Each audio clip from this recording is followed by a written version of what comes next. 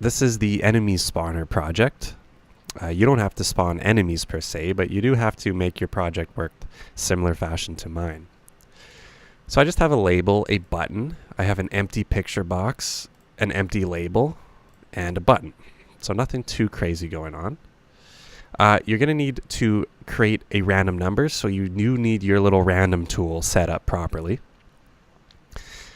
so that you can generate a random number. So how this side project works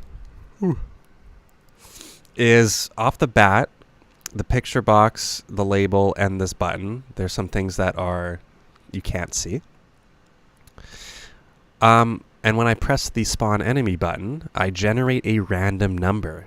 And then I have an if statement to decide which enemy I'm going to spawn. So I'm generating a random number between 1 and 3. So I'm giving 3 options. So when I press, I generate the random number. And based on if that random number was a 1, if it was a 2, or if it was a 3, I'm showing a different picture and I'm saying which enemy spawned. I'm also changing the background color just to give it some nice flair. And this happens every time I press the button. So here I'm going to click it again. I generated a new random number, and this time it happened to be the exact same number as the last one, so we got the same enemy. I can keep doing this, and you can see that all 3 of my enemies are randomly spawning each time I click this button. Spawn enemy is the accept button of the form, so I can just press the enter button on my keyboard to rapid fire and spawn these enemies.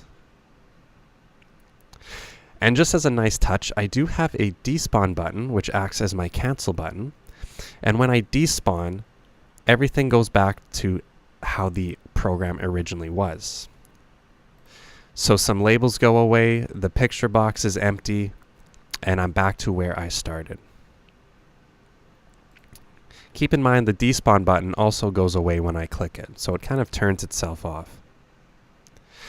Now, I don't think I've showed you this, and I'll show you this really cool thing.